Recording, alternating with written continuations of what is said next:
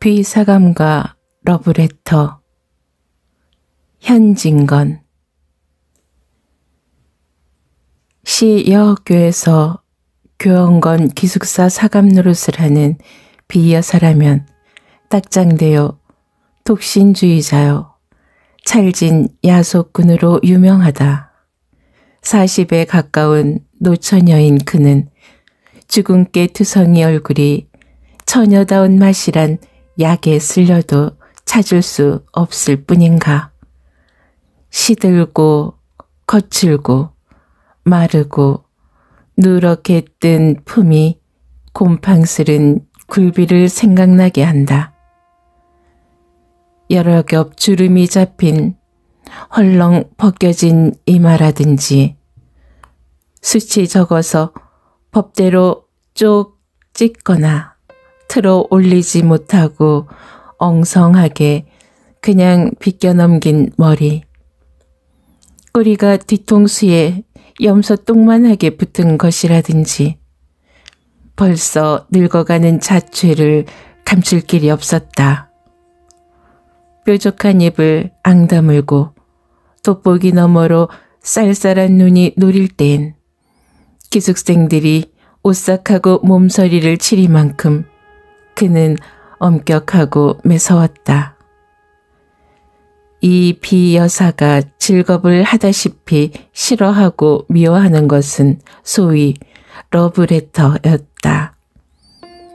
여학교 기숙사라면 의뢰히 그런 편지가 많이 오는 것이지만 학교로도 유명하고 또 아름다운 여학생이 많은 탓인지 모르되 하루에도 몇 장씩 죽느니 사느니 하는 사량 타령이 날아들어 왔다.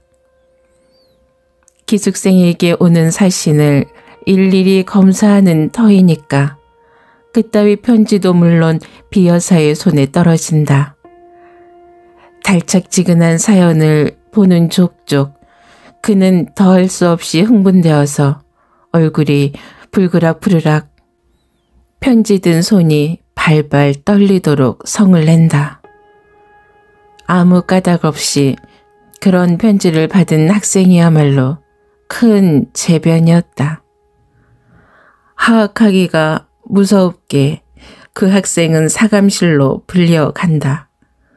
분해서 못 견디겠다는 사람 모양으로 새근새근하며 방안을 왔다 갔다 하던 그는 들어오는 학생을 잡아먹을 듯이 노리면서 한 걸음 두 걸음 코가 맞닿을 만큼 바싹 다가들어서 딱 마주 선다.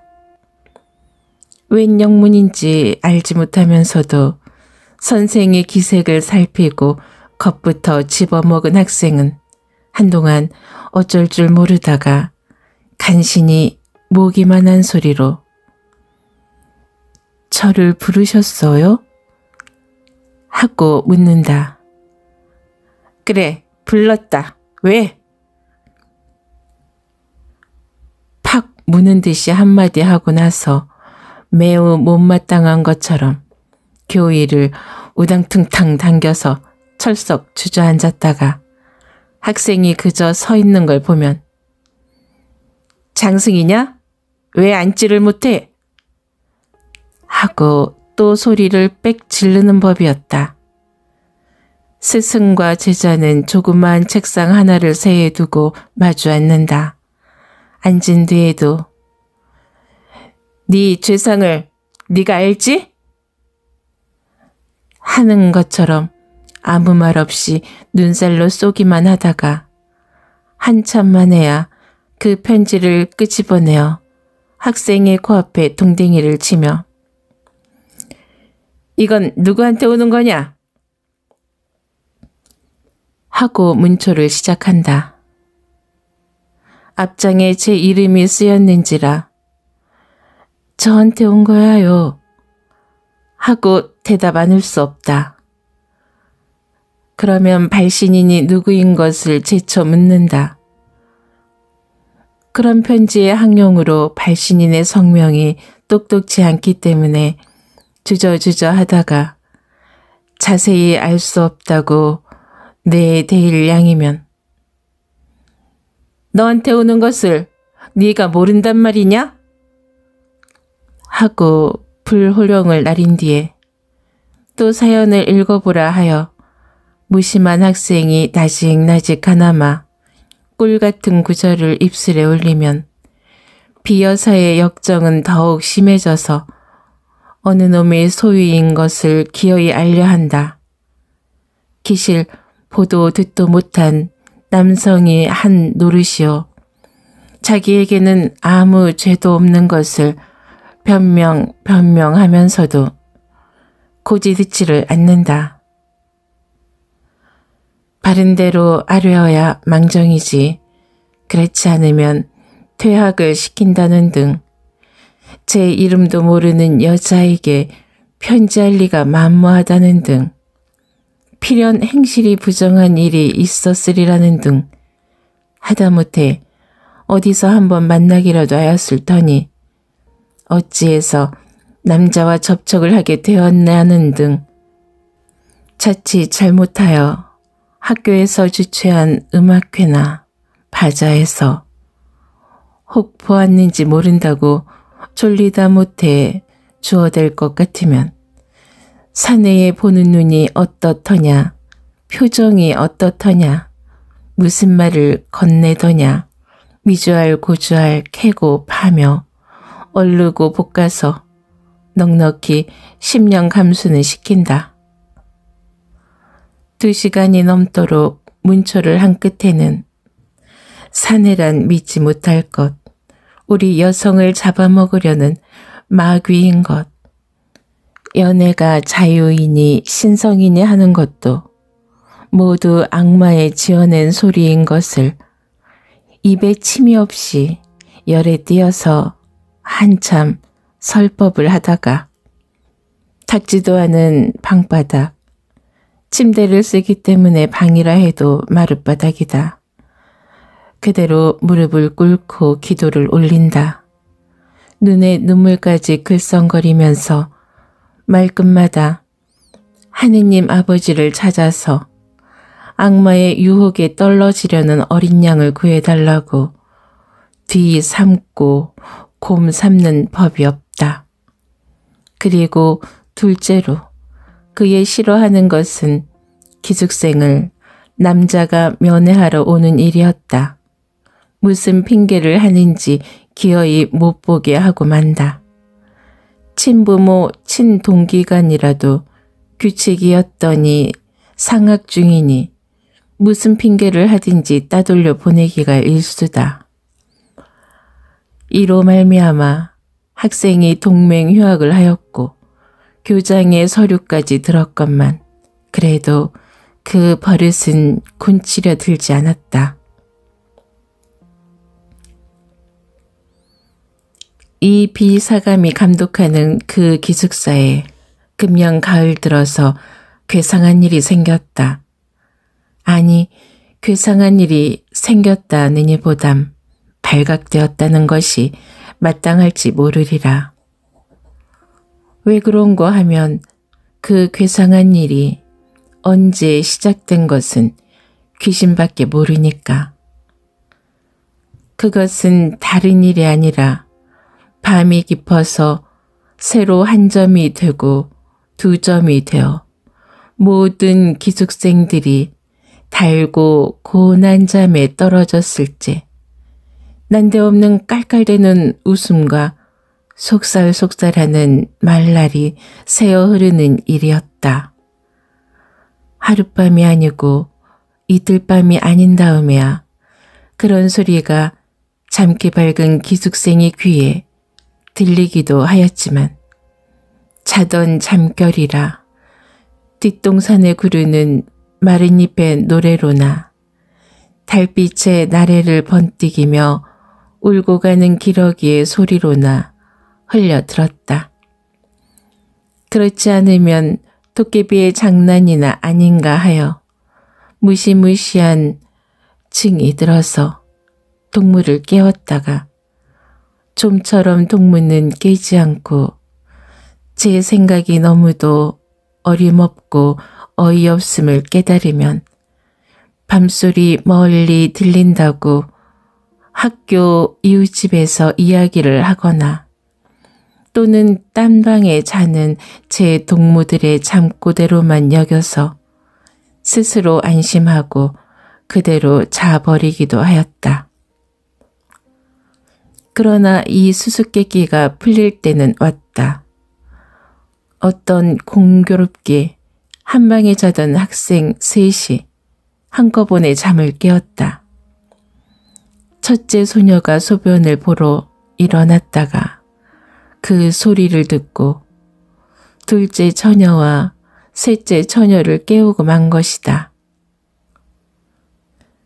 저 소리를 들어보아요. 아닌 밤중에 저게 무슨 소리야? 하고 첫째 처녀는 호동그레진 눈에 무서워하는 빛을 띈다. 어젯밤에 나도 저 소리에 놀랬어. 도깨비가 났단 말인가? 하고 둘째 처녀도 잠 오는 눈을 비비며 수상해한다. 그 중에 제일 나이 많을 뿐더러 많았자 18밖에 아니 되지만 장난 잘 치고 짓궂은 짓 잘하기로 유명한 셋째 처녀는 동무말을 못 믿겠다는 듯이 이윽고 귀를 기울이다가 따는 수상한걸. 나도 언젠가 한번 들어본 법도 하구먼. 뭘 잠 많이 오는 애들이 이야기를 하는 게지. 그때의 그 괴상한 소리는 떽떽을 웃었다. 새 처녀는 으쓱하며 귀를 소스라쳤다. 적적한 밤 가운데 다른 파동 없는 공기는 그 수상한 말낯을 곁에서나 나는 듯이 또렷또렷이 전해주었다. 태훈 씨, 그러면 자기 좋을까요? 간드러진 여자의 목소리다. 경숙 씨가 좋으시다면 내야 얼마나 기쁘겠습니까? 아, 오죽 경숙 씨에게 바친 나의 타는 듯한 가슴을 인제야 아셨습니까? 정열에 띈 사내의 목청이 분명하다. 한동안 침묵. 인제 그만 놓아요. 키스가 너무 길지 않아요? 행여남이 보면 어떡해요? 아양 떠는 여자 말씨. 길수록 더욱 좋지 않아요? 나는 내 목숨이 끊어질 때까지 키스를 하여도 길다고는 못하겠습니다. 그래도 짧은 것을 하나겠습니다. 사내에 피를 뿜는 듯한 이 말끝은 계집애 자지러진 웃음으로 묻혀버렸다. 그것은 묻지 않아도 사랑에 겨운 남녀의 허물어진 수작이다. 강검이 지독한 이 기숙사에 이런 일이 생길 줄이야. 새 처녀는 얼굴을 마주 보았다. 그들의 얼굴은 놀랍고 무서운 빛이 없지 않았으되 점점 호기심에 번쩍이기 시작하였다. 그들의 머릿속에는 한결같이 로맨틱한 생각이 떠올랐다. 이 안에 있는 여자 애인을 보려고 학교 근처를 뒤돌고 곰돌던 사내 애인이 타는 듯한 가슴을 걷잡다 못하여 밤이 이슥하기를 기다려 담을 뛰어넘은지 모르리라. 모든 불이 다 꺼지고 오직 밝은 달빛이 은가루처럼 서린 창문이 소리 없이 열리며 여자 애인이 흰 수건을 흔들어 사내 애인을 부른지도 모르리라. 활동사진에 보는 것처럼 기나긴 피륙을 나뉘어서 하나는 위에서 당기고 하나는 밑에 매달려 디룽디룽 하면서 올라가는 전경이 있었는지 모르리라. 그래서 두 애인은 만나가지고 저와 같이 사랑의 속살거림에 잦아졌는지 모르리라. 꿈결 같은 감정이 안개 모양으로 흐릿하게 무지개 모양으로 부시게 새 처녀의 몸과 마음을 휩싸 돌았다. 그들의 뺨은 후끈후끈 달았다. 괴상한 소리는 또 일어났다. 난 싫어요. 난 싫어요. 당신 같은 사내는 난 싫어요. 이번에는 매몰스럽게 내어대는 모양. 나의 천사, 나의 하늘, 나의 여왕, 나의 목숨, 나의 사랑. 나를 살려주어요. 나를 구해주어요. 사내에 애를 졸이는 간청. 우리 구경 가볼까? 짓궂은 셋째 처녀는 몸을 일으키며 이런 제의를 하였다. 다른 처녀들도 그 말에 찬성한다는 듯이 따라 일어섰으되 의아와 공구와 호기심이 뒤섞인 얼굴을 서로 교환하면서 얼마쯤 망설이다가 마침내 가만히 문을 열고 나왔다. 쌀벌레 같은 그들의 발가락은 가장 조심성 많게 소리나는 곳을 향해서 곰실곰실 기어간다. 컴컴한 복도에 자다가 일어난 새 처녀의 흰 모양은 그림자처럼 소리 없이 움직였다. 소리나는 방을 어렵지 않게 찾을 수 있었다. 찾고는 나무로 깎아 세운 듯이 주춤 걸음을 멈출 만큼 그들은 놀랬다. 그런 소리에 출처야말로 자기네 방에서 몇 걸음 안 되는 사감실일 줄이야. 그렇듯이 사내라면 못 먹어 하고 침이라도 베앗을 듯하던 비여사의 방일 줄이야. 그 방에선 여전히 사내에 비도 발괄하는 푸념이 되풀이하고 있다. 나의 천사, 나의 하늘, 나의 여왕, 나의 목숨, 나의 사랑, 나의 애를 말려주길 테요. 나의 가슴을 뜯어 죽이실 테요. 내 생명을 맡으신 당신의 입술로. 셋째 처녀는 대담스럽게 그 방문을 빠끔히 열었다. 그 틈으로 여섯 눈이 방안을 향해 쏘았다. 이 어쩐 기괴한 광경이냐.